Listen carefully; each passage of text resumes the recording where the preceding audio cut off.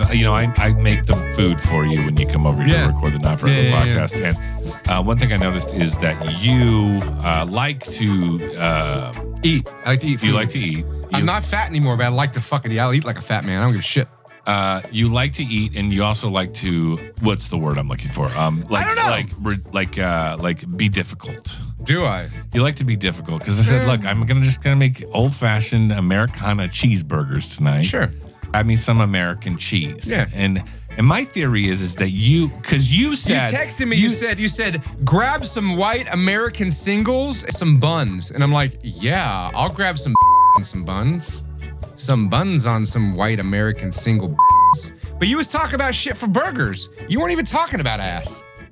Don't cricket my fucking shit. Fucking piece of. No, but you said, what about Munster? What about Munster? And I'm a fan of Munster. Munster's a great cheese. Listen, I make a lot of sandwiches. I do a lot of melting of Munster at home, okay?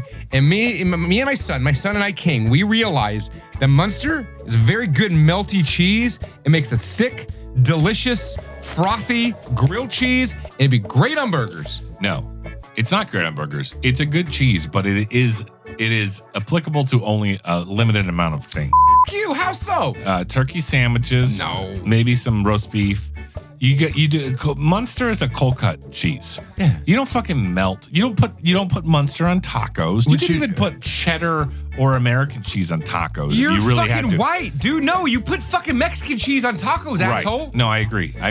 But what I'm saying is American or cheddar would work better on tacos. No, what I'm saying to you don't realize how good of a melty cheese Munster is. It melts in a nice gooey consistency. It's got a good goo consistency to it. When it melts down, it's delicious. It's got a good texture. It sticks, but it also separates. And you're like, no, not on my fucking burgers. That's some horse shit, bro. No, you don't put Munster. You just don't put Munster on burgers. Because that would be like, okay, let's just imagine this scenario. Sure. Here's a big bowl of ground beef. Let's pour a gallon of whole milk into that ground beef. Fucking whole milk? What are you talking about? That's what Munster cheese is. No, it's not. It's cheese. It's solidified whole milk. It's been processed, bro. They've fucking gone through the fermentation process to turn fucking milk into cheese. Yeah, but it doesn't work on burgers. Have you ever tried it? Yeah, it doesn't work. It tastes like you poured a glass of milk on your cheeseburger. You're being a real fucking even on your cheeseburger, on your burger. You poured a glass of milk on your burger. You don't even know. You wanted me to get the shitty like Kraft single slices. You're like, that's what I want on my burger. You're like, I want to spend all this time and effort on these fantastic meat patties that you spend all this love and sweat and tears and whatever the fuck you put in them. I don't care. They're delicious. And you're like, let's just put the shittiest cheese in the universe on them. What the fuck, man? The fuck? I'm just saying, put some good cheese the fuck, man. on a good burger, bro. The fuck, man. What the fuck, man? The fuck, man. I realize I say man like that. I say it a lot to my kid. I'm like, come on, man. Man. I'm like, my kid's going to think I'm a surfer. Or he's just going to talk like a surfer when he gets older. Yeah, you sound like an asshole. Shut the fuck up, bro. I'm wearing puka shells. Just because you got a fucking button doesn't mean it's good. So anyway, the burgers you made were fantastic with the white American shitty cheese. They were good. But I want to talk about a little something that I discovered thanks to Instagram and their recipes. So what I do now, because I'm old, is I look at food. I look at a lot of food on Instagram. So what I cooked recently, I found this recipe, Bobby. Let me tell you all about it. It was a sandwich. It looked like you'd imagine what is it called? A margarita? Will you quit hitting buttons and changing the fucking sound? Dude, I am really going to fucking stab you right now. This is what's going to happen every time this story is boring. I'm just going to play the cricket sound. So anywho, on the Instagram, I found this delicious item. It was a grilled cheese sandwich. It was like a margarita sandwich, right? So margarita, like tequila or Italian margarita? Margarita, like Italian margarita, right? So we're talking about like tomatoes. I think that's a good ass slice of pie there. The margarita stuff. That's underrated. So you got some mozzarella, you got some fucking garlic butter on them breads, and you got some tomato and basil. But here's where it really threw me for a loop, Bobby. It said throw some peach in that fucking sandwich. Peach, tomatoes, and basil. Okay, so like, are you just talking like canned peaches or like? I don't know who eats canned peaches. Well, did you just throw like a chunk of peach, or like did you slice it like as if it was a cold cut? You slice it real thin. You slice a thin slice of peach. I like a good fruit prosciutto. You just cut it. You cut it thin. You don't cut it like prosciutto thin, but you cut it like tomato thin. Like you put a tomato on a sandwich. Just cut a peach like that.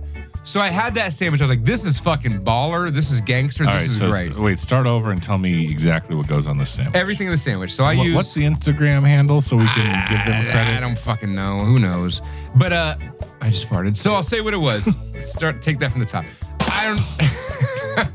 I don't know the Instagram handle. I just farted. So what it is, you get some bread. I like that dollar French bread from HEB because it's $1, right? It's great. And then you get some of they have Kerrygold. You know Kerrygold butter? Great butter. They have garlic. It's Irish. It's Irish. They have herb, garlic, fucking Kerrygold butter. So you spread that shit all over the bread, right? And then you put some mozzarella. You put some tomatoes, you put some basil, and you put some freshly cut peaches. Now, I ate that shit, and it was delicious. It was delectable. It melted in my mouth, but I said, you know what? It's missing something. It's missing a little something. And I thought to myself, maybe some bacon, maybe some ham. And then I figured, what's better than bacon, ham, prosciutto? So I got some prosciutto on there, right? Something about a dry meat. Something about dry meat. And you know, I was thinking like a bacon, you have to like cook up the bacon. Like prosciutto, you can just throw that shit on the grill for like 2 seconds and it's cooked. You know what I mean? You're supposed to cook prosciutto? No, but you can. You can. For a sandwich. I like it on pizza. Yeah, absolutely. Well, what I realized is that prosciutto and peach, just those two, if you just take a piece of prosciutto, a piece of peach, slap them together and shove that shit in your mouth, it's like heaven. It's like an angel cocaine cloud orgy in your mouth. Just prosciutto and peach. That's a pretty bold description you just made there. I'm a fan of the salty and sweet. It sounds just so crazy it might work. It will. It's a marguerite with the peach. And then I decided to add the extra step of some fucking prosciutto on there. And it just takes a whole level. How can I make this fatter and more ethnic? But let's take it to another step. You got to give it a drizzle of honey on top. Oh my God. Dude, it's so fucking you're an good. Indulgent. Oh, I'm a hedonist. You're an absolute Roman. And I'm in the best shape of my life. I'm in the best shape of my life today. So what's your special diet you've been going on? I just don't really eat. And when I do, it's prosciutto and peaches. And the rest of the time I walk for like 7 miles a day. That's my diet, okay? Can I get a drum roll, please? Thank you. That's not funny, though. It's not sad, is what it is. It's really sad. Fucking crickets. I'm sick of this shit already. Fucking buttons. You got buttons now. Okay, well, since we're on the topic of food tonight, a couple things I want to bring up. One, I did make those burgers without Munster cheese because Munster cheese is atrocious on ground beef. Second of all, we went with the white American, but you got here and I didn't have anything ready. Where are you going? There's no spit bag, Bobby. I don't have a spit bag, so Adam just ran out of the room to spit on the carpet in the other room, I guess. Spit in the fucking sink, bro. You're a real classy broad. Yep. You came over. I hadn't started preparing the burgers yet or anything, and you were very hungry. Mm-hmm. And I think you just got paid or something. Daddy got paid. You know what works? You know what? Like I like to. You know what I like as an appetizer is what I like to call Italian nachos. You know what Italian nachos are, Adam? It's a thin crust pizza. It's Bobby. a thin crust pizza from Domino's. It's a Domino's thin crust. When I got here, you didn't have any food, so I just started drinking bourbon. And I was like, I'm hungry, and you're like, order Domino's thin crust. So I fucking did it. It was great. Italian nachos. I totally forgot we had that. I'm drunk. And then I made the burger. After we had the Italian nachos. That was fun. But no matter how much weight I've lost, I will not stop just being a fat man. I'm really not, you were fucking sucking the dick of this goddamn new setup. You got, my new setup's so awesome. You got fucking sound of buttons. This is fucking. It's great. It's great. What the fuck? Yeah. I just wanted to bring this up since you didn't invent any new snacks. You saw something on Instagram. There's other fucking nerd. No, I did throw the prosciutto in there. There's the prosciutto in there. Yeah, I made it better. Yesterday, about 3 o'clock, I didn't have much for snacks because it's like, hey, if you don't buy snacks, you won't eat snacks. I'm like the MacGyver of food. Like I can figure out how to. I'm the snack MacGyver. Well, I'm looking at you, Bobby. I can tell you're snack MacGyver. There's no food in the house. You're still fat. You're a snack MacGyver. I get snack it. Yeah. MacGyver is what they call me. It's my wife calls me. It's the snack MacGyver. And did she really? No. Here's what I did. I took rice crackers because that's the healthy choice. Sure. And I put Gouda on top of it. Ooh. Dijon mustard. Yeah. And one pickle. Uno piccolo. That's what I call a Scandinavian Lunchable.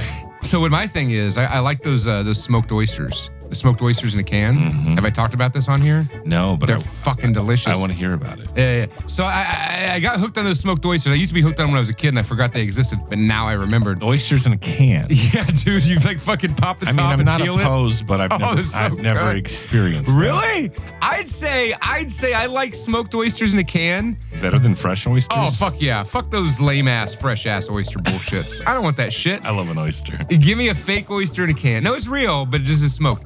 So you put those on a cracker. And so what I've been doing for a while is just having those in a cracker, right? But there's this stuff called Boursin cheese. It's like some French shit. I don't know. It's like you just stick your knife and it just spreads. It's just super gooey, spreadable, right? Yeah. And they have like garlic flavor and like scallion and chive flavor. It's known as Napoleon's. Yeah, exactly. So you put that on a cracker and then you put some oysters on there. Napoleon's jism. Oh, dude, it's so good. How do you feel about aquatic food meets dairy? So I've had this debate with people multiple times recently.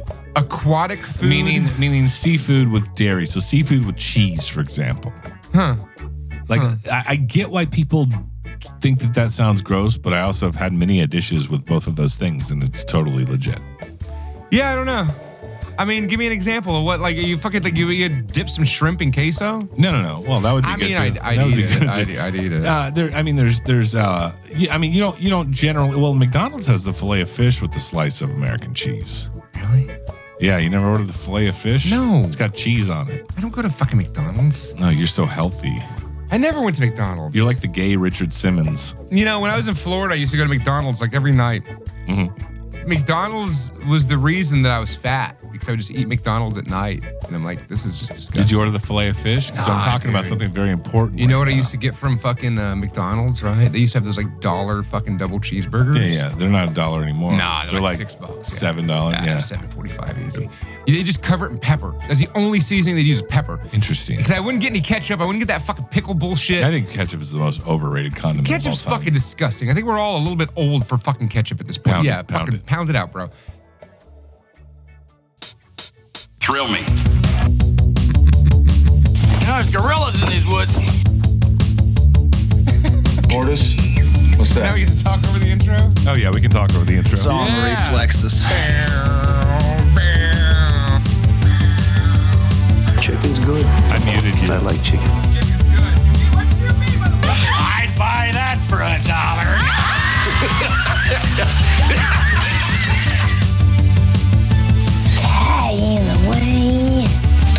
In the wind. Oh, wait. Was you a great big fat person? I drink your milkshake. Put the fucking lotion in the basket. Carpet day. You make me want to be a better man. Bobby, you make me want to be a better man. I'm running this monkey farm now, Frankenstein, and I want to know what the fuck you're doing with my time. See you at the party, Richter.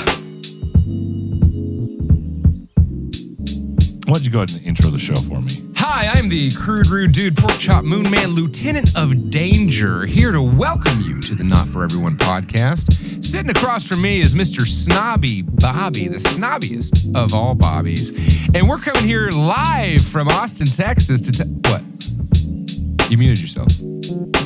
Unmute yourself now. You're unmuted, yeah. I'm the MacGyver of snacks. The MacGyver of snacks, Snobby fucking Bobby. It's good to be back. It's good to be back for an old school. Old school. Just you and me, pal. Just you the and me, two pal. of us. Tonight we'll be covering Dolph Lundgren's 1990 classic, Dark Angel, a.k.a. I Come in Peace. I Come in Peace. This is one of those movies, as a child, Don't ever interrupt in the me again. 80s, 90s, whenever it was, on Saturday afternoon TV. I Come in Peace was one of those. So this is one of Dolph Lundgren's brunette classics. It's a brunette. This is the brunette area of Lundgren, the era of Lundgren. You know, there was a whole blonde era of Lundgren that everybody knows and loves. Dolph Lundgren for Universal Soldier, fucking Rocky IV, right? But there was a few bangers. Your favorite Masters of the Universe. That movie. But there's a few bangers where Dolph was a brunette, and that includes I Come in Peace and The Punisher. Yeah. He was And like the Showdown. Nancy. He's the male Nancy Kerrigan. Was he blonde in Showdown Little Tokyo? I think he was like in his transitional phase. He wasn't really sure of himself yet. Yeah. Jesus. Yeah, Brunette Lundgren is in Dark Angel, which we'll talk about later on tonight. Later on in the show. Good to be back. Got the Crude Rude dude right across from me, and I am Snobby Bobby, the Snack MacGyver. You know, I want to tell you something, Bobby. I want to tell you what I've been doing recently. I quit smoking. Not marijuana, but I quit smoking tobacco. I haven't had a tobacco in like 3 weeks, which is a long time. It's a long time for me, you know? So I've realized I'm a masochist. And so I had to change my, switch out what I was killing myself with. So I'm not killing myself with nicotine anymore. I have a tremendous amount of energy. I have so much fucking energy. Crazy. Like I wake up like energized, energetic and shit. I'm like, who the fuck am I? So I've been taking a lot of walks. And I realized from all these walks, like I tan as if I was some kind of like, I don't know, Latin man. Like I just turned brown. Like all kinds of straight up gorgeous fucking artisanal brown. And it's gotten to the point where my arms and my head are very tan, right? But my chest isn't. My chest hasn't been. You give some pretty tan head. Yeah, I got some tan head. So I've been taking it upon myself to tan the rest of my body. So what I've been trying to do is like sit on my porch and like take my shirt off, have my arms out just to get those all nice and tan, you know? And I realized this is not doing enough. It's not doing it fast enough. So at the advice of several of my lady friends, they were like, you know, you should just go out and take your fucking walks with no shirt on. Because you know what women can't do in this state? They can't walk around with the out. But you know what I can do as a man, as a grown-ass, entitled fucking man? I like the idea of like making women think that like not running around topless is like some sort of oppressive. Y'all should be jealous, like, y'all should fight the patriarchy and walk around and run around with your out. Listen, I never been the guy to walk around town with my tits out. In the last couple of weeks I have, and I tell you what is the most liberating thing ever. Like I got a smile on my face ear to ear because I'm just thinking that dude in the car that just drove by did not want to see my tattooed nipples against his will. It just makes me feel good inside, you know? It's an abandoned Well, that's school. great that you are so secure with yourself. I really want to have some tan titties by the time summer hits. Sun's out. Tits out. Yeah. I was sitting downstairs in your house with my tits out. Well, in your garage, just soaking up the sun. Wonders for the property value. Everybody moved in the last 2 hours. And my point is this, Bobby. You set the bar so high in this episode, I don't know where we should take Tan your tits, Bobby. Let me see your tits. Show them. I'm not showing you my 'em. tits. Look, here, see mine? I only show that to my boyfriend. I don't give... Well, since when am I not your boyfriend? Look at them. Look at them. They're tanner than they used to be. Nobody's asking for your fucking skin cancer nipples. Well, I'm asking for yours. Let's see them, Bobby. Show me what you got. No. Come on, show me them gams. Show me them gams, girl. Come on. Yeah, that's not happening. Drop that top. You got some nice. I do. You got some nice quarter size. Thanks. Yeah, they're like pepperonis. No, they're like those. You know what they are? They're like those pepperonis that are a little smaller, a little higher quality. When you cook them, they cup up. They cup up. It's like a pepperoni cup. Grease pit in them. It's like an upside down grease pit. You got grease pit pepperoni nipples. I like the grease pit pepperoni nipples. It's the best kind of pepperoni, them grease pit ones. Ooh, it's all orange in there. What is this juice?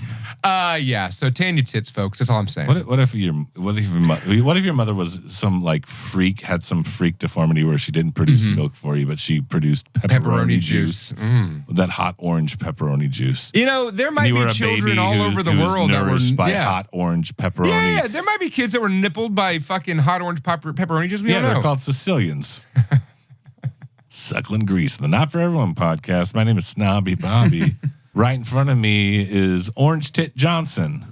Good old Orange Tit Johnson. All I know is this, folks. I'm gonna be if you're interested in seeing man tits, all right, go to San Marcos tomorrow and any day, and I'll be walking around. You're like already a town character, but you could be multiple town characters. Dude, I'm gonna be mayor. Do you think people see your pepperoni tits out and are thinking like, oh, that's that clown? That's that clown. Look at his tits. But what if, I bet most people don't put that together, so they think there's like two town characters played by you now. No, it's all Pepperoni Tit Boy and the clown that's running for city council. Folks, you might have seen me walking around with my pepperoni tits all around town topless. Ooh, well, hot orange. All right, moving on. Not for everyone. This is the Not For Everyone podcast. Let me see your tits, Bobby. My name is Snobby Bobby. Come on, girl, show us some tits. Right in front of me is Crude Rude Dude. I think it's time to go to movie recap. I think it's time to go to movie recap. Movie recap. I forgot. I didn't know you were gonna hit the button now. You have a button now. I got a button now. You got a button. So, what did I watch? We were just talking the other day to Jeffrey Garcia about a film by Guy Ritchie called The Gentleman. Mm-hmm. Right? Well, apparently, Netflix decided to pick that up as a show of The Gentleman. And I watched the first episode today, which was directed by Guy Ritchie. And you know what I love? You know I love limey mafioso shit? This is fucking limey mafioso shit. Is it like Peaky Blinders? No, it's like The Gentleman. It's like assholes in tracksuits. It's got shotguns. Love a good asshole I love a good fucking. Oh man, you know if it wasn't so hot, I'd be wearing a tracksuit right now. I'm waiting a couple months for tracksuit weather, but I love me some tracksuits. It's gonna be a while. So The Gentleman is a great movie. It was arguably Guy Ritchie's return to badassery after fucking shitty Sherlock Holmes movies. We're not gonna get into that again. But they made a show of it. And I've been wanting Netflix for a while. I canceled my Netflix so I got broke, but we got the free trial. And it was really good. It was violent. There was a lot of cussing and a Cockney accent. Cockney. Yeah. There was like really hot British broads. And I love all that shit. It's good. It has Esposito. What's his name? Gus Fring. It has Gus Fring in it. And it's got some other guys from... all I know is I saw one episode. And I could tell where it's going to go is it's going to just degrade into violence and civil unrest. And it's going to be good. It's good. So The Gentleman, watch that. If you haven't seen the movie The Gentleman, watch that too. Guy Ritchie. So you've watched one episode of The Gentleman. Yeah. And are they all directed by Guy Ritchie? I don't know. That I don't know. That you don't know. That was the premiere episode. It was, at least. This is a movie I'm interested in watching. I've heard multiple good things from multiple good people. Right? Okay. About The Gentleman, not just yourself. I watched 2014, one of the great Tom Hardy gems. Pre-corpse James Gandolfini. Okay. I don't think he got much casting after he died, Bobby. Yeah. And this movie's called The Drop. Oh. The Drop. Oh. And it's directed by the great Michael R. Roskin, who also directed Bullhead. And, Let me go spit. You just talk about that movie and act like I'm listening. And the miniseries Blackbird. Oh, yeah.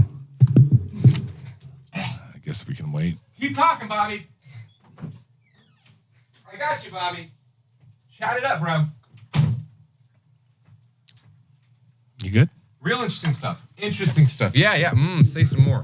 Keep going. Now, I watched a movie called The Drop, starring Tom Hardy, who played Bane in your Batman movies. Can you figure out those headphones? I will break you. There's also a movie called Bronson, and I think he got his debut in Inception, directed by Guy Ritchie. No, I actually saw him in Rock and Rolla, directed by Guy Ritchie. Oh yeah, that's before I saw him in Inception. Yeah, Chris Nolan. I really like Guy Ritchie.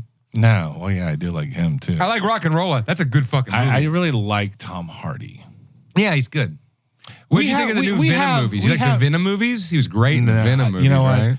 Venom was one of those ones that I heard someone, like even the Marvel fans was like, this is terrible. I watched them both and they were dog shit. Yeah, exactly. Yeah. You're one of those fucking people that are like, this is not good. This is not true to the source material. I didn't even say that. And I was like, oh, this sounds perfect. This sounds like something I want to check out.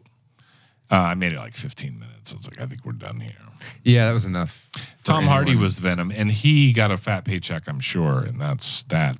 And an Oscar nomination. The Drop's a really good movie. James Gandolfini, Tom Hardy. It's about a guy who's kind of a piece of shit in, like, I want to say, like, south side of Boston or New York, one of those fucking Guido towns. And he runs a bar, but then the Russian mob had to buy the bar out because he needed, like... And then it's all about how they launder money through different bars around. After the mafia comes in and buys up all the bars on the block, they can like store like gambling money or drug money or whatever, and no questions asked. Like they're like have their own like banking network, right? To the local. But they're bars. doing drops. That's why it's called the drop. Yeah.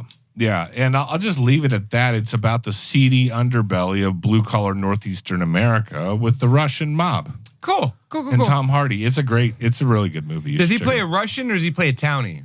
They're both townies. I think they're like supposed to be Italian. No sane person enjoys the company of someone from the south part of Massachusetts. Yeah, the part it's actually a pretty good movie. I watched it recently. I liked it. So fucking good. It's all right. I like that Marky Mark in that movie. Yeah, I like Marky Mark in that movie. See, I could see Marky Mark as a townie. Is he really a townie? I bet he's really a fucking townie. It's called a Southie. A townie just means someone that's from your hometown that still lives there. Anyway, well, The Drop is good, and I recommend it. You recommend The Gentleman. All right. You remember that movie, The Town? Yeah, of course. Guess what? They're all fucking townies, Bobby. Is that where you got that term from? I don't know, maybe. Okay, so The Drop, recommend that. You recommend The Gentleman TV show so far? Yeah. All right, what else you got? I went and saw a movie in the movies. You want to hear about it? That's still a thing? Yeah, I go quite a bit. It's fun. This one was a movie directed by the guy that we know, we love. He's most famous for Babe, Pig in the City. Babe 2. George Miller. Babe 2, Pig in the City. George Miller, wow, you're jumping right to the main event of tonight's movie. Oh, am I? Oh, shit. Why don't you got anything else? I saw... Let's talk about Furiosa. Furiosa is the new Mad Max film. Furiosa. George Miller crawling out of the casket to say, let me show you young whippersnapper piece of shit Hollywood people how to actually make a goddamn action movie. How long ago was Fury Road? Fury Road was what, 2014? That's like 10 years. Is that right? 2015 maybe? It was 2015. It's 9 fucking years ago. Wow. It doesn't seem like it was 9 years ago, but also we are getting old. Also, time is different now. Yeah, we're getting old, Bobby. Here's the thing. That's how that works. Love Fury Road. Yeah. I would argue it's my favorite movie of that decade. Okay. I can't think of anything else that would be. Sure. And the fact that George Miller came back to direct it, it's like, okay, everything is remakes and sequels now. So clearly this isn't going to be the only one we see is Fury Road. Right. So we get Furiosa. And naturally, I'm very excited about it. Yeah. Your thoughts? I loved it. It's great. It's fucking great. You know who was great in that movie? Fucking Thor is the bad guy. God damn, he was good. He was probably my favorite part. He was fantastic. I like the whole, I think it's a very 80s throwback thing of like the whole like bad guy you hate to love. Like, he's like smarmy and charming and kind of like almost not that this is the same character, but kind of the same vein as like Dennis Hopper in Waterworld. You know what I mean? Like the bad guy that's like, yeah, he's scary and he's psychotic, but he's a fun guy. He's a fun guy. Do you think that like in 20 years, people will still talk about Dementis, who was Chris Hemsworth? Probably not. Like they talk about Dennis Hopper?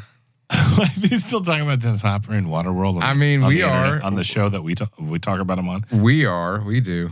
No, dude, Furiosa was great because it was George Miller and it looked like a George Miller movie. There was a lot of CGI in it. And he does CGI very well. He ties it in. Yeah, but compared to other movies, plus the real practical effects, exactly. It doesn't take away from it.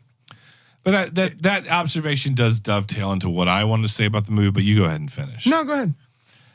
I'm gonna go spit again, but keep talking. I'm listening. Come on, are you serious? Can I have a spit bag?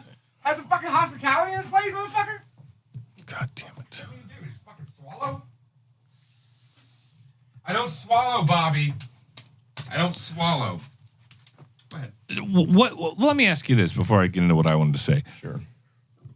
What about what specifically about the quote? I guess CGI. Sure. Of Furiosa, kind of like rubbed you the wrong way. Nothing rubbed me the wrong way. I just noticed it. I just realized that it was there. Okay. Right? And it was more used. It was forgivable. Yeah, it was totally forgivable. It was more used in this than it was in Fury Road, I would say. But also, it's been a decade, right? And you'd think the technology would get better by now. It didn't get worse. It wasn't bad. None of it looked bad. No. None of it looked bad at all. Saying. Right. But it's still that like uncanny valley thing where you're like, a little bit. And I think I figured out why that is specifically in the Mad Max series. Sure. Let's hear it. This is the cleanest. These trucks, even the people to a degree, they don't have like dirt on them. Especially the cars. That's where I noticed the CGI the most. I'm like, where is like the grime and the grit? Interesting. It's all like sheen, and it almost looks like, I don't know. It's just like that's where the uncanny valley is in this movie, I think, is because it's like, oh, like this looks too clean for a dirty desert dystopian landscape. Right.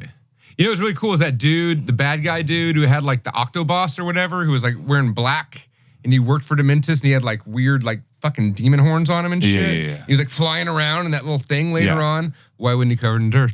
Why wouldn't he cover it in dust? I didn't even think of that till now. It's one thing about the people, but the cars especially in the chasings are like, why does this car look like it just came out of a fucking, You know what though? The chase scenes in that were great. It was such a different movie than Fury Road. Well, this movie is the kind of origin story of Furiosa. Hey, you had your moment. Let me talk. Thanks. So Fury Road, right, is like Fury Road is this one long ass chase scene. Fury Road is basically 3 days of them going across the desert and then going all the way fucking back. Furiosa is like 15 years of Furiosa's life, right? So you're seeing her whole life. There's a lot more world building in this movie. Yeah. It's not just a run and gun, literally a run and gun kind of chase movie. And I respect that. And I think all the kind of power dynamics between like the gasoline world, the gasoline town, and Gas Town versus the Citadel, all that stuff. And it is just, it's a little girl where who knows where like the green land is, right? Yeah. Furiosa, that's where she comes from. Yeah. It sounds very familiar to a movie with Kevin Costner. That's all I'm saying. Kevin Costner movie with Gene Triplehorn. With Dennis Hopper, as fucking Thor, yeah. No, yeah, you're right. It does kind of rip off. It kind of rips. But, I mean... No. So here's the deal, right?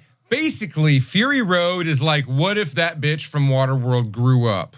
Okay? No. Yes, it is. And this is just... Because there's no water in this. It's the sand world. It's the same thing. It's fucking the sand world, bro. That's just how things are here in Waterworld. And we drink Jack Daniels bourbon that's still in a bottle after 317 years. Pretty good Jack Daniels. Yeah. Fuck that movie. We're not here to talk about Waterworld, our most downloaded and viewed episode of all time. Really? Waterworld. That one? It's got like 10K on fucking YouTube. How? Why? I don't know. People love that. Everything else has like 10. It's okay. It's fine. So, anyways, Furiosa. Furiosa versus Fury Road. Like, totally different movies. Totally different movies. Well, I don't know if tonally is the right word. No, it's definitely like... No, they're tonally it's a lot different more movies. Elaborate and descriptive of the world. Like, it's not just... Like, Fury Road just drops you in this world, doesn't explain anything, doesn't give you any exposition to understand, really, other than like, oh, they're in a desert, George Miller, Mad Max. It's a chase movie. Yeah, it's a chase movie. The Fury Road is a chasing movie. It's Furiosa like is not. Furiosa is like a revenge flick. Yeah. Because like, when you look at Furiosa's character, like, she should have just run away and gone home. Very Kill Bill climax. Yeah, she had a lot of chances to run the fuck away and go home. But instead, she decided to fucking kill Bill or fucking Dr. Dementis or whatever. But at the same time, she's kind of shoehorned into it because whatever she did in this movie, it had to line up with Fury Road. Okay, let's play a game real quick. Okay. What I just did is I wrote down what I think my favorite, like your favorite thing about Furiosa is. Okay. What you think my favorite thing your was? favorite thing about Furiosa is. Okay. Did you draw a picture? No. I'm going to write it down again so you don't get confused with my other notes. Jesus Christ. This is a game now. It's all a game. And the game is... Yeah. You have 3 guesses as to what I think your favorite part of the movie Furiosa is. Did it show tits? Nope, wrong. Okay. What do But you it didn't, think? so that wouldn't be your favorite thing anyway. Okay, so it doesn't count as a guess. What do you think I think was the best thing? Mm-hmm. I mean, dude, the fact that there was like just a whole horde of evil bikers is pretty badass. I didn't write that down. I know you didn't, but I think that was really badass. I mean, granted, just tell me your 3 favorite things about this movie, and if I'm wrong, I lose. Yeah, I just said one. All right, there's one. A fucking horde of badass evil bikers. Not that I want that for myself. Right. But I would love I that like it for in a Dementis. movie. I love it in a movie. Love it in a fucking movie. Okay. No, I got that wrong. The things that were like flying around in the sky, that they were like chasing them. I love the parasail. Yeah, parasail bad guys. Okay, so it's not that. That's one of my favorite things. Yeah, though. but not that. When You the tree got was one going more out of the guess. guy's dick. Good guess. No. But okay, I'm gonna read.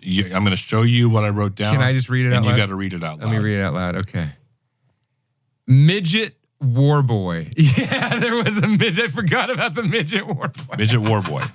He was great. Now that I mentioned Midget War Boy. Yeah. You're like, oh yeah, that was my. That was fucking pretty fantastic. Yeah. He was in control of that machine they never really used. That got bullied online. What do you mean? Through some viral video, or it's like some cringe video that went viral a few years ago. Of him? Yeah, and then him George Miller, being bullied online won him a role in the Mad Max film. Apparently so. Interesting. Well, hey, God bless you. Good for him. Good for him. Good Nothing's for you. free in this life. Good for you, buddy. If he ain't never been bullied, you wouldn't be in that Mad Max film. I guess not. So what was your favorite thing about that movie? The Midget War Boy. Okay. All right. Well, there you go. So listen, if you like Mad Max, you like Midget War Boys, then watch Furiosa. Well, before we move on from that, I got to ask you. Yeah. At first, the answer to this question for me was very difficult as I was watching it, but by the end of it, I knew for sure. Sure. Do you like Fury Road or Furiosa better? Fury Road. Yeah, easy. No, I will rewatch Furiosa. I'll watch it tomorrow. It's fucking awesome. I really liked it. But Fury Road is fucking so bad. But if we're talking about the whole grand scheme of things, Thunderdome or fuck off. Well, yeah, of course. But my point is, as I was watching the movie and as I'd hype myself up for the movie because I love Fury Road so much, there was a point as I was watching maybe in the first act, second act, where I'm like kind of going like, this has potential for me to like it better. What, Furiosa? Yeah, it has potential for me to like it better than Fury Road. Mm-hmm. It didn't hit that bar, but it was good. I mean, I don't know. I'll watch it again. Maybe over time I'll be like, that is one of my favorite. I mean, it's great. It was great. I had nothing wrong with it. I loved it. Adam, I wrote down something. It went by fast. It was a long movie, but it went real fucking fast too. I will say that I agree with that. Yeah. I agree with that. I was like, this doesn't feel like 2 hours and 40 minutes. Mm-hmm. Now, Adam, I wrote something down about Furiosa on this sheet of paper. I want you to read it to me now. Midget War Boy. It's the same thing. It's the same thing you said before. I did it right. Hey, did I ever talk on here about that last George Miller movie he made between the Mad Max movies? No, but we don't have time. Okay, so that was Furiosa. What was the other one I watched? Late Night with the Devil. Ooh. Late Night with the Devil came highly recommended from multiple respected sources. I don't know much about modern Hollywood or directors with potential that we need to look out for other than like Ty Cobb,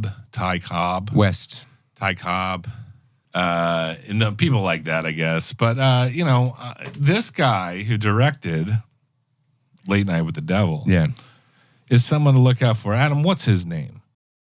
I don't fucking know. Adam, what's his name? Come on. Wait, was I supposed to be looking it up?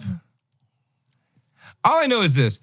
Late Night with the Devil starred that David DeMalchin guy or whatever his fucking name is. And he's been like a side character, a bit character in movies for a decade or longer. He's great. I like him. I like him a lot. He's been in a lot of superhero movies. I first remembered him from Batman, The Dark Knight. He was in that. And then he was a Polka Dot Man. He was in the Ant-Man movies. He's always a great, weird secondary character. And he got his shot. He got his shot in this. And he delivered. He delivered. He's like Johnny Carson's competition in the 60s late night TV talk show. And if anybody knows me, they know that my dream job, like in all jobs in life, if they paid equally, I would want to be a talk show host. And that's what he gets to be in this movie. It's fantastic stuff. Great stuff. Yeah, it's riveting stuff. I watched it. I was expecting to like it. I liked it way more than I thought I would like it. I think it's going to end up being a regular Halloween night watch for me. For sure. It's very reminiscent a bit of Ghost Watch. Yeah, I love shit like that. I love shit like that. Anything where you're like, tell me this happened and this was like a fake version of a real event in the fucking 70s or 80s. I'm like, oh yeah, man. Like Quarantine. Yeah. Or the Blair Witch Project.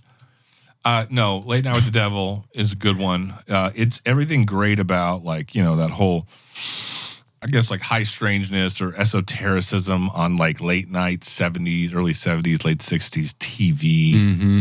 And then... it's like late 60s, early 70s, like weird occult shit. Yeah. That they would show on TV. Yeah. It's fucking great. Where it was right before the Satanic Panic. Yeah. Or that's, it was around that time or whatever. And this is one of those things where it's like, you always had like your kind of debunker guys that would come on there. I forgot his name. There's a really famous one. He's really good to watch on YouTube. There's compilations of him just like saying like, here's why this is bullshit. Right. So you have that kind of character. Mm-hmm. But the premise of this is a late night 60s, 70s TV show is on the decline. Is probably about to go off the air for whatever reason. His wife just died or some shit. Some shit, yeah. And so Halloween night, they start having some interesting guests on, one of which is someone who's been working with the possessed girl. And the possessed girl comes along, too. Possessed girl comes along, too. Seems a little insensitive, but for the sake of the movie, I'll go with it. It was the 70s. Yeah. A different time. Yeah, exploiting schizophrenics on television. Nah, dude. Bitch was possessed, bro. I agree. That was a test. I believe in the veil, the world beyond the veil, Adam.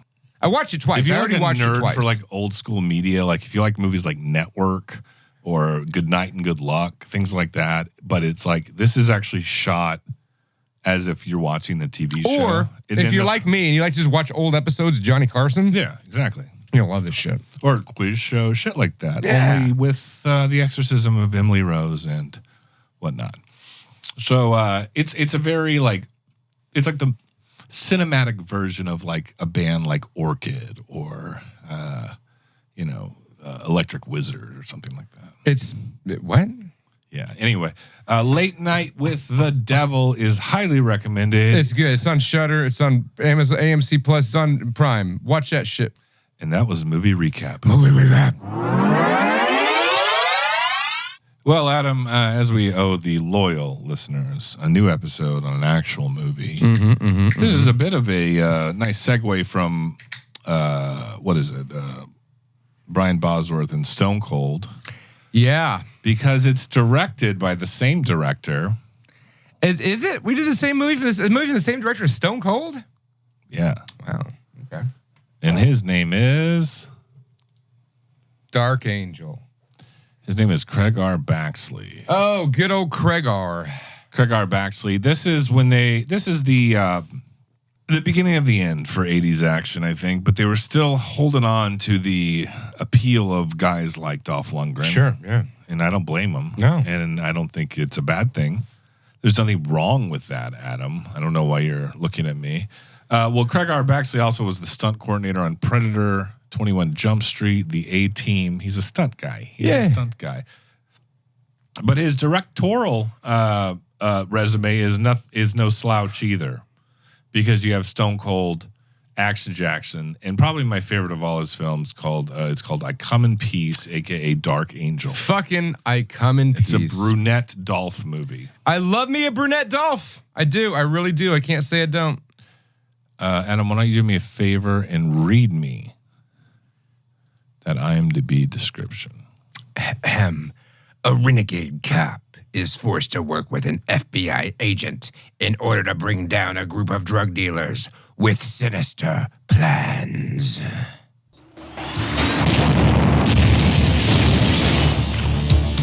I'm coming, peace. Jack Kane, a cop who does things his own way. What are you doing? Shortcut. He's sensitive, understanding, and kind to strangers. Merry Christmas. But all that's about to end. I'm coming, peace. 3 well-armed men have their throats cut before they can even draw their weapons. Who could possibly move that fast? Aliens. Hey, what? Are you crazy? It's true. You need a psychiatrist, Jack. You need a psychiatrist, Jack. Heroin to kill people with. What are you gonna do? Tell them we're fighting drug dealers from outer space? Huh?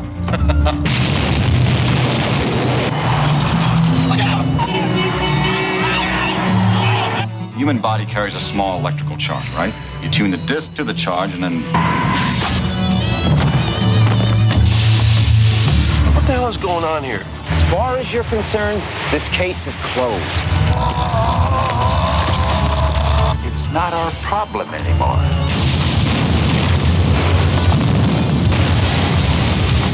I've had a bad day.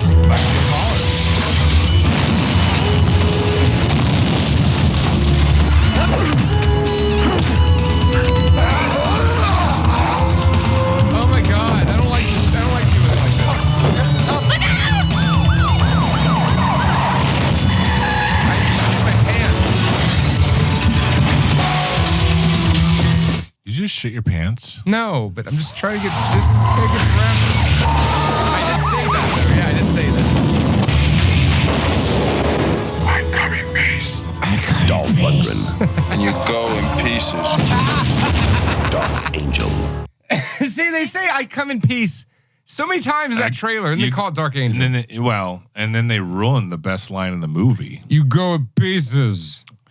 which is the climax of the film. I want to talk a little bit for a second About brunette Dolph Lundgren. just about Dolph Lundgren in general. Okay, let's talk about the career of this man. Right, he made films like Rocky IV, which obviously shot him Ivan into Drago. superstardom. Right, I will break you. he made the first like big budget Marvel superhero film in The Punisher during his fucking brunette phase. Totally underrated. Had Danny Glover in it. Is it underrated? It's fucking got Danny Glover and fucking Dolph Lundgren. Danny Glover was in Gone Fishing. Right. Let's not act like everything Danny Glover's ever done is amazing. Everything he's touched is gold, bro. He was in Angels in the Outfield. Was Michael Landon in that? No, that's Highway to Touched by Heaven. an Angel. That's Highway to Heaven. Which one was Touched by an Angel? And how much you want to bet they wouldn't call a show Touched by an Angel It's a anymore? little apropos these days. Yeah, it's a little bit much. So Dolph Lundgren is a genius.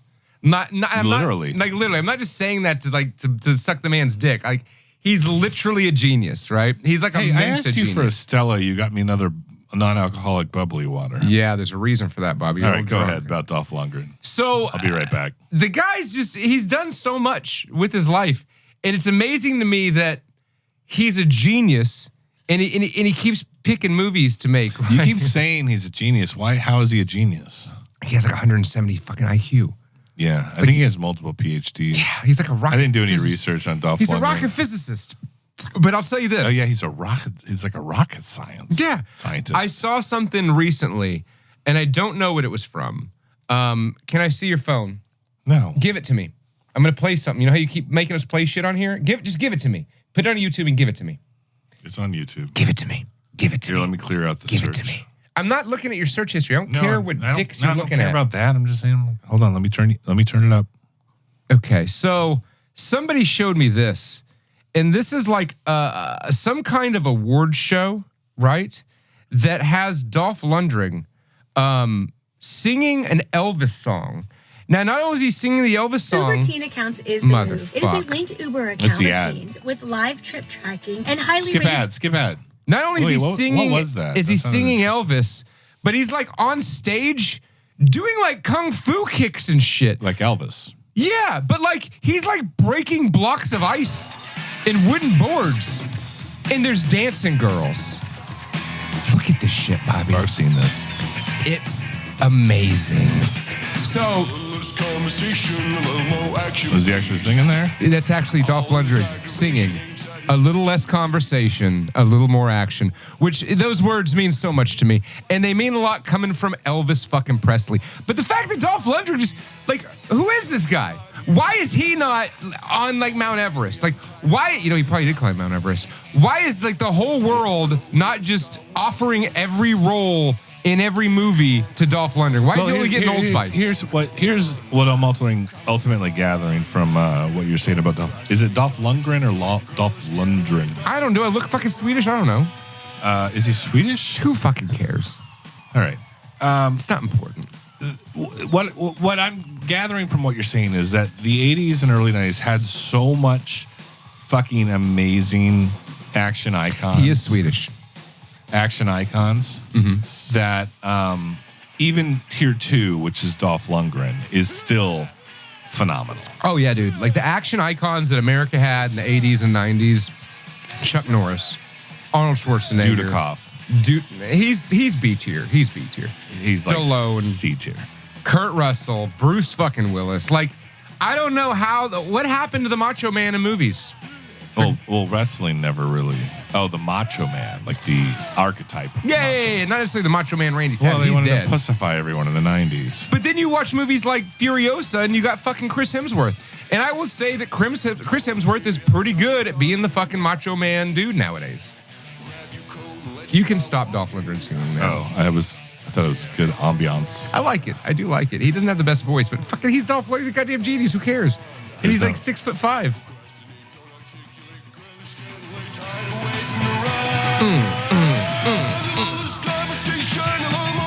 That's what I'm talking about, girl. It sounds like a Swedish man trying to do an Elvis impression. Yes. It's still a banger. It's a banger. I mean, it's an Elvis song, and what I want to know is, people, please Google this and watch this video. It's not horrible.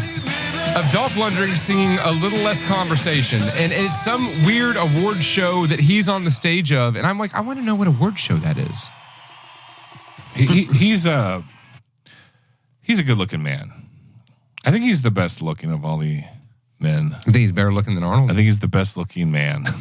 He's the best looking of all men. Of all the men. Okay. Of all the men. Sure. Dolph Lundgren's right up there. I mean, okay, I guess. If it's your thing. He just looks like the poster child from the Aryan nation. Yeah, he looks like all grown up. He looked like what the Nazis were trying to create. Hitler youth. Yeah. He's like a walking Hitler. What's the word? Ironically, what's like the Jewish homunculus? He's the Hitler homunculus, Dolph Lundgren. I mean, who knows? They say he's Swedish, but we don't fucking know that. I mean, that's Aryan, right? Yeah, it's all the same thing. But some of his best work, once again, was when he was not being an Aryan, when he had the brunette hair. When he was Prince Adam. No, he was blonde in fucking He-Man.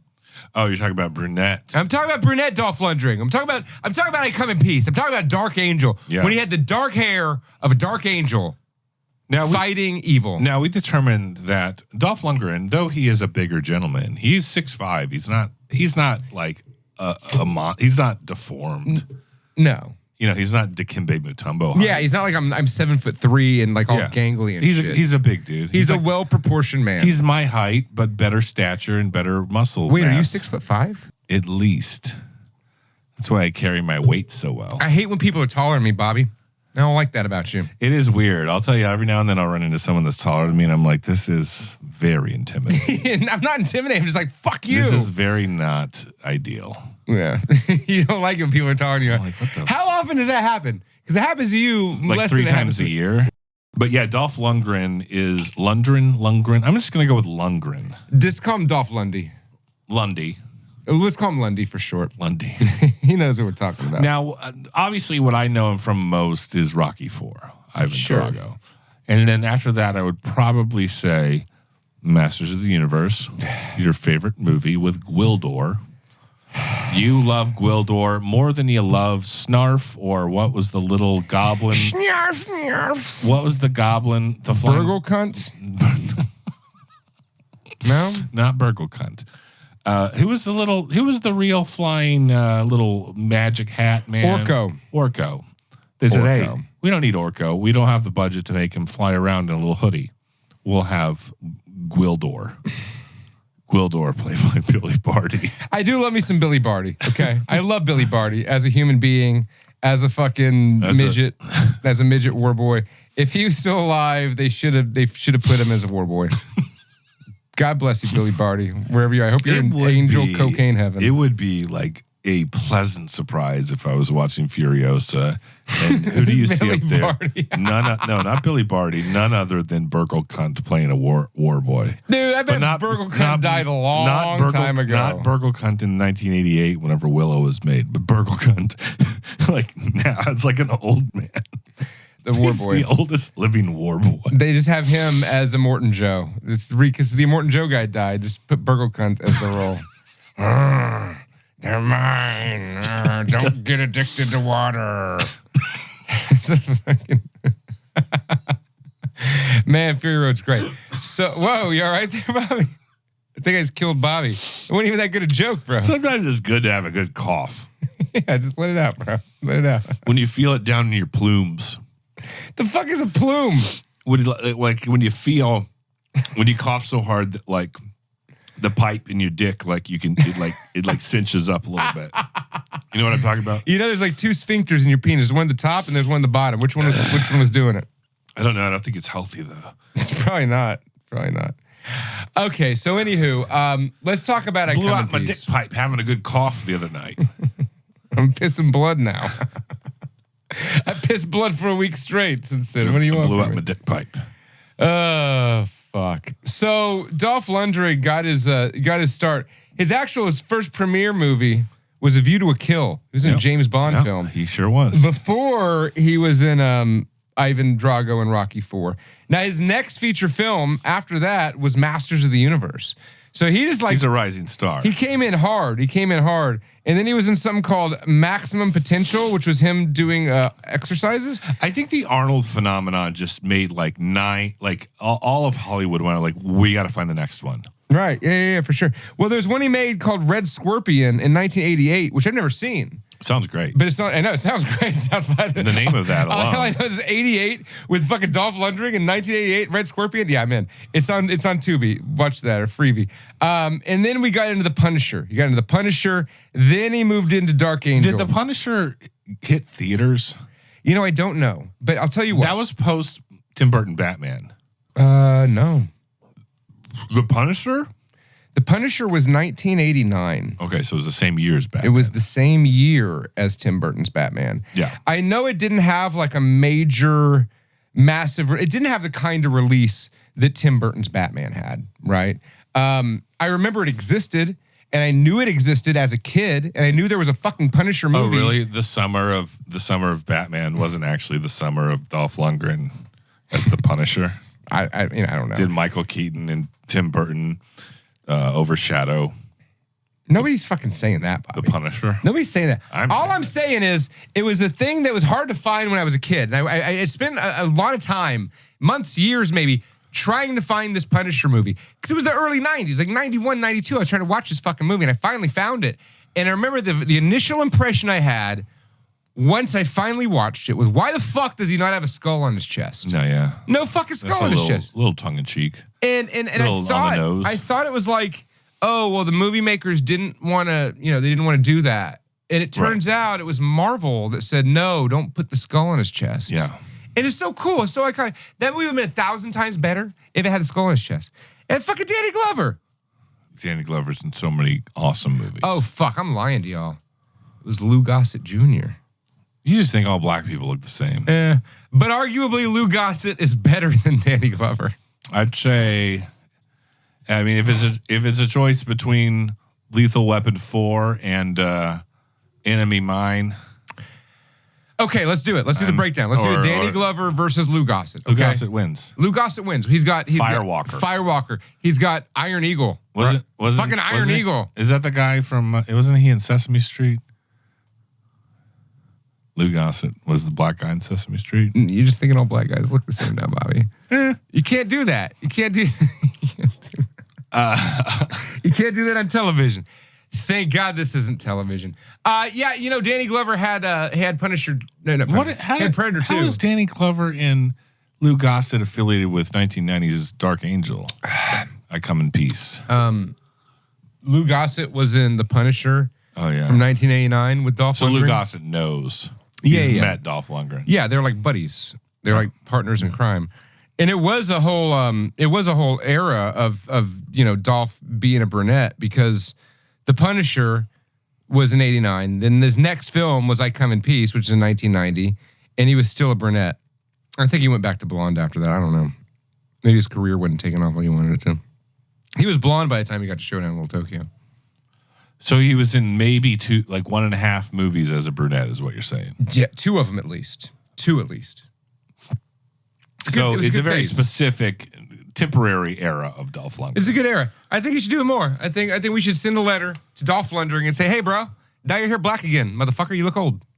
I don't think he'd take it. No, I think the blonde makes you look younger. Does it? He's like the Hitler homunculus. Right. So what was this movie about, Bobby? I think it's time to stop jerking off Dolph Lundgren once and for all and start jerking off Dolph Lundgren. What is 1990s I Come in Peace, a.k.a.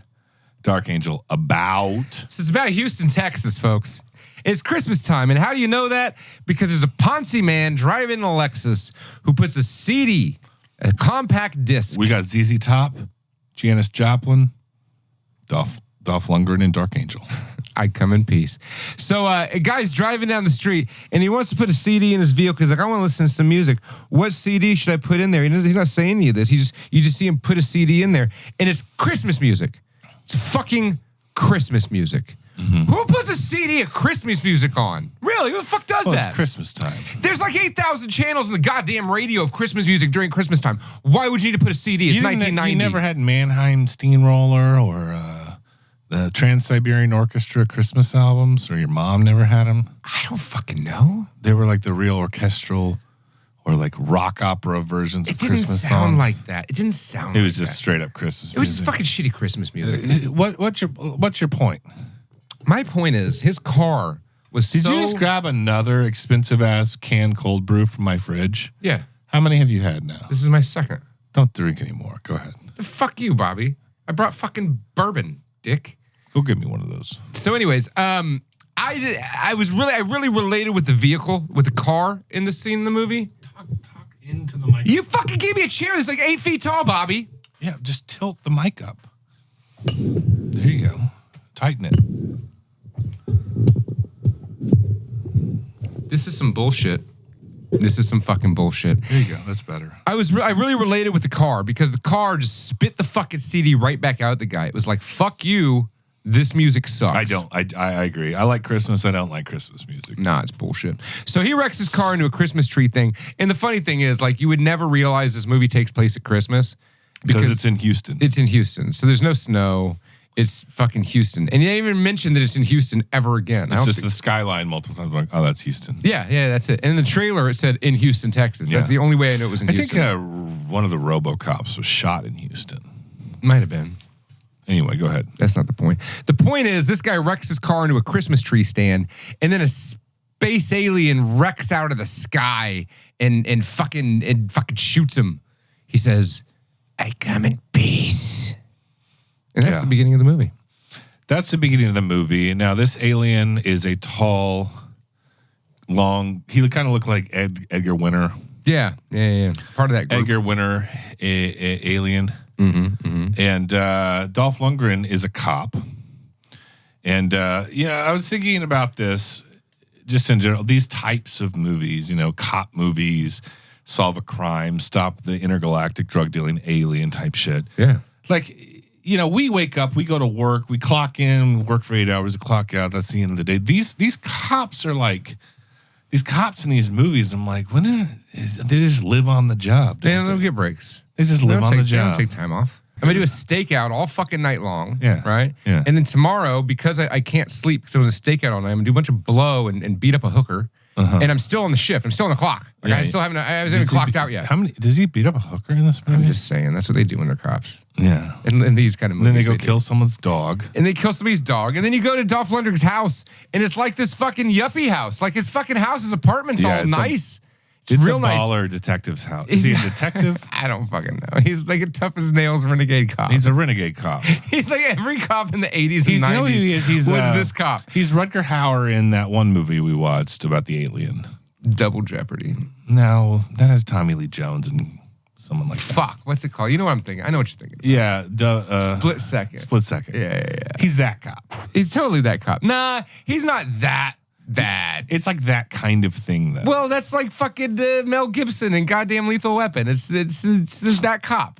That's like every cop from the 80s and 90s. Right. I'm not disagreeing. And the other thing I've noticed is this era also had a stream of movies about a good alien comes to help stop the bad alien. Sure. Right. The Hidden. Critters 2. Yep. I think Abraxas. Yeah, Secundus and Abraxas. Yeah. I Come in Peace. And then, like, do we want to throw Alien versus Predator into that? No. Okay. We don't want to talk about that movie. Nope. We're going to leave that we one out. We don't want to acknowledge this. Leave that one out of the lexicon there, All please. Right. But I'm sure there's more. Sure there are. And so the point of this movie is this bad guy alien who shows up. But then we meet the good guy, the hero of the picture, a handsome, rugged brunette, Dolph Lundgren. And he's a cop, and he's an undercover cop. He's waiting out in the stakeout car while his partner's inside undercover, meeting up with this gang of yuppies called the White Boys. Your hands up, Bobby. What's Adam, up? ask me who plays Dolph Lundgren. What's his name? Agent what? Who plays Dolph Lundgren's? No. We're not here. We're not to him yet. We'll get to him in just a second. I want to say his name when it's time to say his name. When it's time to say his name. Okay, go ahead. So he's got this partner who's a gentleman, an African American gentleman. It could have been Lou Gossett or Danny Glover. I'm not really sure. Wow. But anywho, so he's got a partner who's in there, and the bad guys in this movie, these gang members are a gang called the White Boys.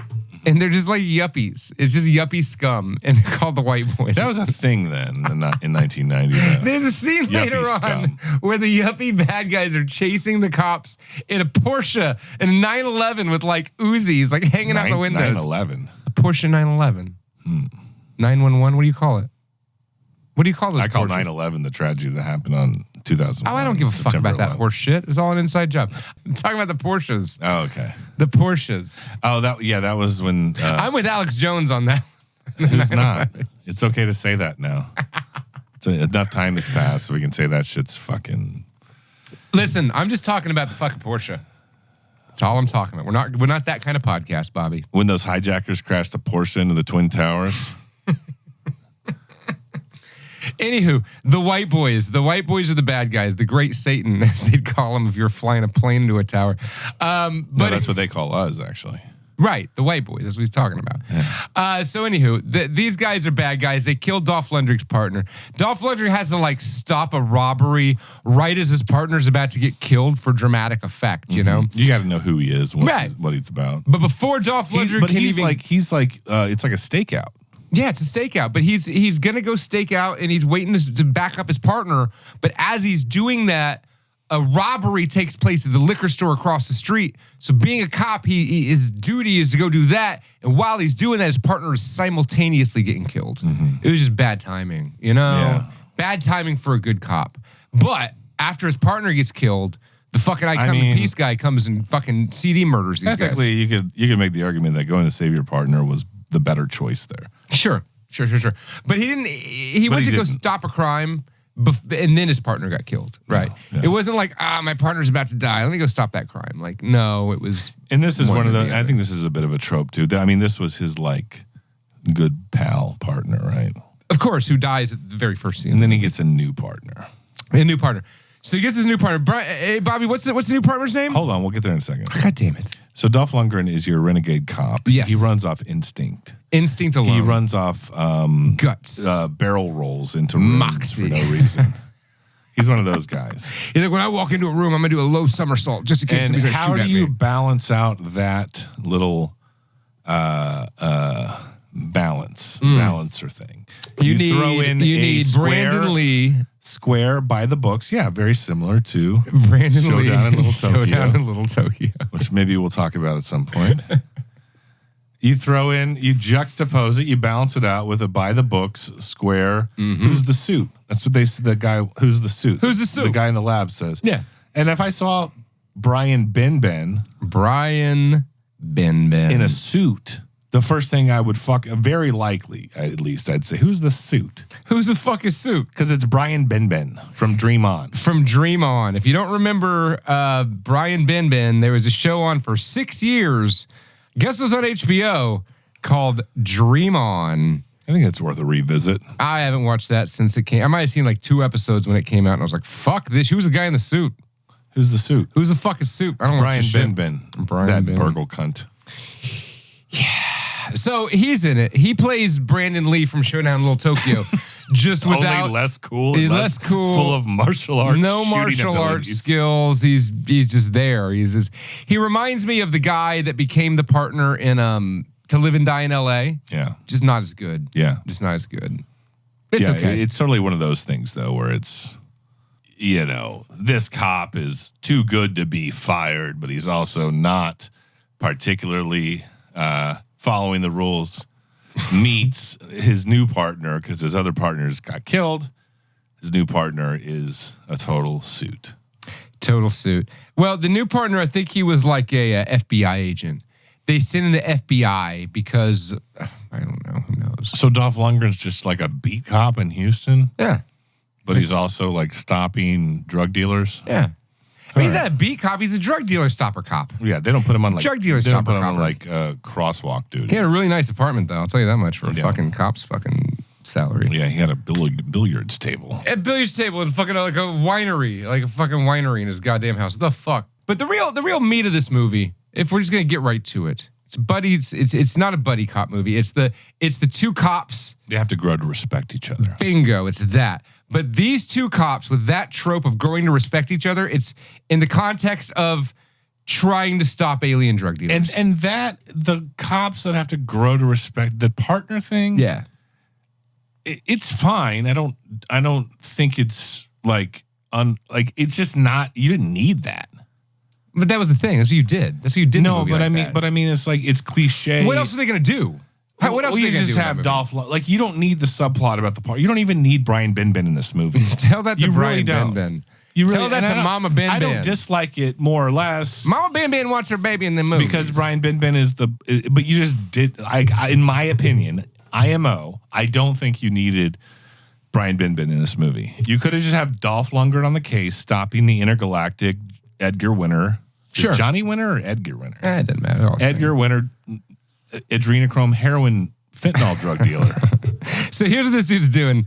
Okay, this dude's from outer space, and he keeps showing up, and it'll just randomly show him murdering somebody. He like shoots a weird like from Scorpion from fucking Mortal Kombat, but he shoots it out of his wrist, and this No, Scorpion shoots a I come in peace yeah, exactly stabby from his wrist. Exactly. But he'll just stab somebody in the chest and like inject them with shit, right? And then he makes a spike come out of like his wrist hand, and he sticks him in the brain and drains their brain juice. So what this guy's doing is he's going around from outer space. He's stealing heroin. Space heroin. No, real, regular Earth heroin. Making it space heroin. Yes. And the way he's doing that is he's putting the regular heroin in his wrist thing that shoots out the scorpion tendril and it injects the heroin into the person. And once the heroin's injected into the person's become high on the drugs. He stabs them in the brain and drains out their endorphins. And that's something called Blurpee, which is apparently a big fucking space drug we find out later. Blurpee, yes. I'm not saying that this has an overt conscious agenda to it. Blurpee. But this is I'd do that a shit. record of the writing of the time, the war on drugs shit. And then also trying to get people conditioned to buying compact discs as opposed to cassette tapes or vinyl records. Yeah. Hellraiser 3 comes to mind as well. Sure. Now, Adam, I got to ask you this. When did you switch from cassette tapes to... Because long story short, fucking Dark Angel shoots out Razor Sony mini discs for whatever reason. CDs. It's fine. It's fine. I'm not complaining at all. I mean, that's what I always remember about this movie was the alien shoots fucking But CDs. 1990 was pretty early to see, a CD. Sure. So when did you switch from cassette or whatever your preferred format was to compact disc? When we talk about my preferred format at the time, I was between the ages of 10 and 12. Uh-huh. So my preferred format really didn't fucking matter. It preferred what my I'm not talking parents about this time gave specifically me. necessarily. I'm asking you when. It was in this time frame. Okay. So I remember my first cassette tape being AC/DC. And that was sometime in the late 80s. Okay. But my first CD... Razor's Edge? No, it was it was Back in Black. Okay, fair enough. And then my first CD was In Excess Kick. That sounds about right. It's also, they're both Australian bands.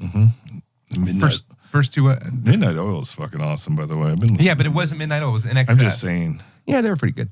But so that was my first CD. I don't know when In Excess's Kick came out, but I still listen. It's a great fucking album. It's a great fucking album. So this was what? Sometimes you Like kick. when did you switch to CD? Sometimes you get kicked. I mean, shit. In Excess's Kick came out in 1987, but I don't think I got it that early. No, there's no way. No way. Okay, so that was your first CD? Yeah. Was In Excess? Yeah. My first CD was The Cranberries. Wow. Okay, so last night I said, hey, I want either the Cranberry CD or the Green Day CD. And my mom liked the Cranberries better than Green Day.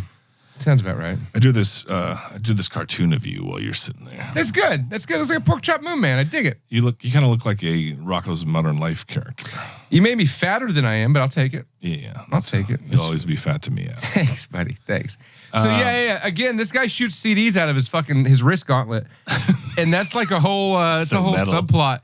And I remember that being so cool when I was a kid. Like I remember thinking, wow, that's the movie with the dude that shoots fucking. It made CDs. you want to go out and buy CDs. Next thing you know, In Excess Kick. And then next thing you know, 9/11 happens, and it was an inside job. That was like a long time later. That's when we were still buying CDs, though. This is a long time later. Everybody stopped buying CDs after 9/11. The Porsche.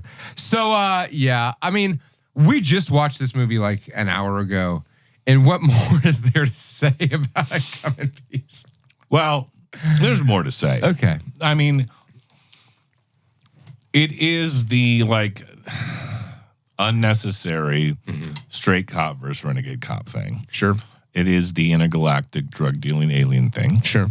It is radioactive man type one-liners.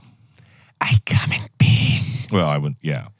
I mean, all that dude says, really. I think that both titles to this movie too don't do it any it doesn't make me want to watch it. Sure. I just happen to have seen it and I like it enough because it's Dolph Lundgren. Yeah. But naming alien drug dealing action movie I Come in Peace is a little retarded. And then also if you were to name it Dark Angel, that's a little generic sounding. Yeah, Dark Angel sounds really generic. When I saw it on, Saturday afternoon television in the early 90s, it was called I Come in Peace. And that's what I always remember seeing the VHS at the movie at the movie store it was I Come in Peace. And then I don't know where this whole Dark Angel shit came from, but I guess that's what the name has been popularized as since then. So when I think they realized that I Come in Peace is a terrible title and they tried it's a great fucking name. I think It's they iconic. tried to backpedal it.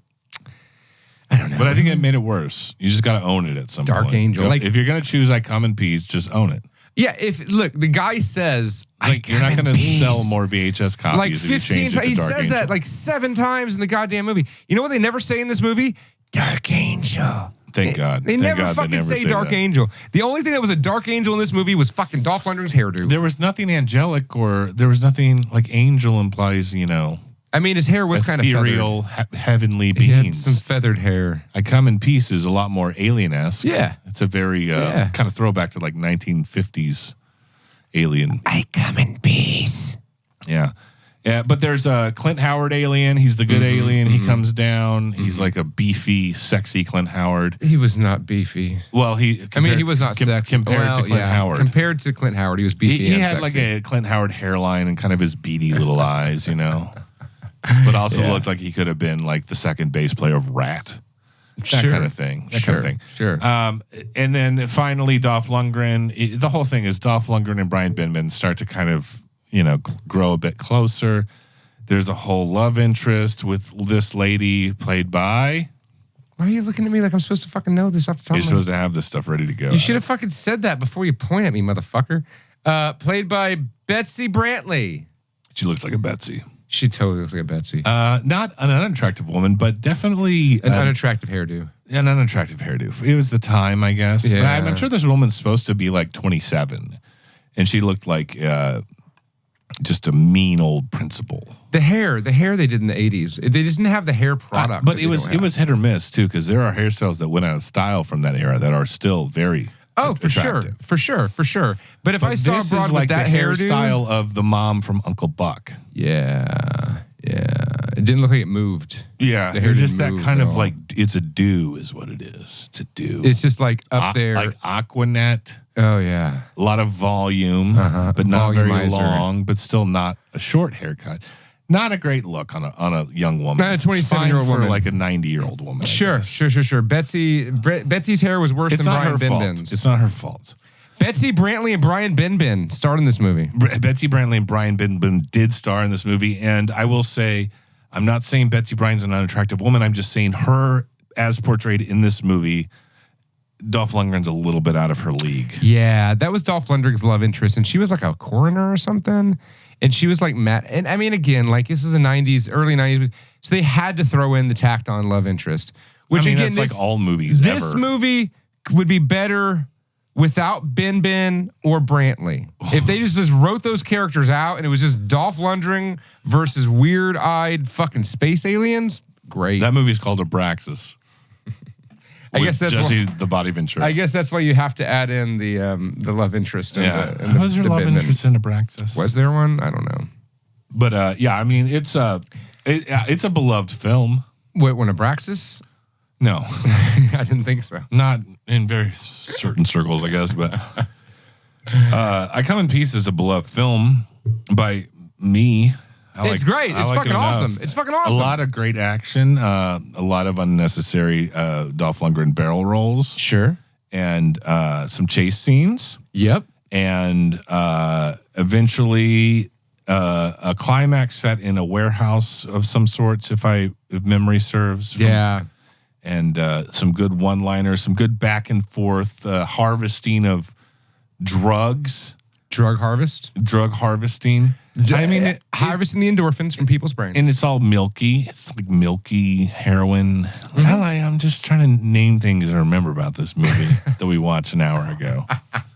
It's really good, folks. It's really don't take our not remembering any of the key elements of it. And listen, if you're somebody who's watched I Come in Peace before and remembers more about it than we do, even though we just want tell us what the fuck we missed. I mean, I can't think of any like that's. I think that kind of speaks volumes on this movie as well. Is like there's no beats that like are necessary for us to hit here, right? It's just like that's what it was. I mean, there's a lot of scenes. Yeah, there's a lot of scenes. What you think it would be. Yeah, there's a lot of scenes of the fucking alien like just shanghaiing people and stealing their brains.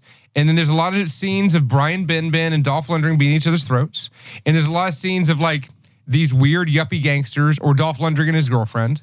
Yeah. And then it's over. After a pretty solid climax, pretty solid montage of various action sequences, and it's not particularly memorable, but it's also not unwatchable. It's not that it's not memorable. It's just there's not a lot to remember. You know? Yeah, that's a good way.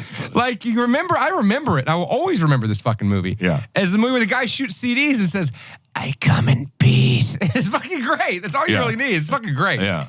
I would say this. We watched Showdown It's Little good Tokyo Saturday too. afternoon. Showdown Little Tokyo, there's more beats, there's more like twists and turns and more character development shit.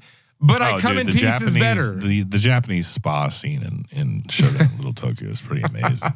No, the best is the end. It's the first fat Asian man I've ever seen. Yeah. You never see a sumo wrestler, bro? Come on. That's not E Honda. The fucking end of Showdown in Little Tokyo where like Dolph Lundgren is dressed in Japanese samurai garb. He's just like appropriate. The climax of Showdown in Little Tokyo so and I Come in Peace are like in tough competition with each other as to which one's better. I know, but in Showdown Little Tokyo, he's dressed like a Japanese man. He was raised in Japan in that movie. That movie's He so identifies cool. with Japanese culture, even though he's the most Aryan-looking motherfucker. Hitler Right. youth That would have been a good movie for Dolph Lundgren to be brunette, but they didn't do or it. Chinese. But they had Brandon Lee. Brandon Lee was the white guy in Showdown Little Tokyo. He was whiter. And he was Japanese, where his father was a dead Chinese man. He wasn't Japanese. Well, he's supposed to be Japanese in Showdown in Little Tokyo. Oh, yeah. That's a little racist. A little racist. I mean, I guess it was a different time, Bobby. But yeah, Showdown in Little Tokyo. You know, Asians. They're all from Asia. Come on, what do you want from the Weinsteins? The East. The majestic Orient. So yeah, listen, if you really want to get a taste of what the late 80s, early 90s action star was about, watch what Dolph did. Watch what Dolph did between like 89 and 92. Because it's great. Universal Soldier, Showdown in Little Tokyo, The Punisher. Masters of the Universe. Don't watch that one. But yeah, I Come in Peace. It really is up there. It is up there. If I was a genius, right? If I had like genius level intellect and I was 6'5", Don't and sell yourself short. a handsome man like Dolphy, I might have picked a better movie than I Come in Peace. But you know what? No, this is one of his best movies. It is, but I mean, you think if he's He as was in smart as he Kindergarten Cop was, 2. he wasn't in Kindergarten Cop 1. Yeah, he was in part 2. I wish there was a cross. I wish, why are there no movies with Dolph and Arnie? Other than The Expendables. There's got to be. The Expendables. It happened in The Expendables. Yeah. But not in their prime. Not in their prime. Well, you've been listening to the Not For Everyone podcast. We're back for the attack. My name is Snobby Bobby. Right across from me is the Crude Rude Dude. And that was 1990's Dark Angel, I guess. I Come in Peace. Not much else to say about it other than I recommend it. Do you recommend it? Oh, yeah. I fucking recommend it. Hands down. Top notch. A1. Watch that shit. A number 1. Duke of New York. Duke of New York.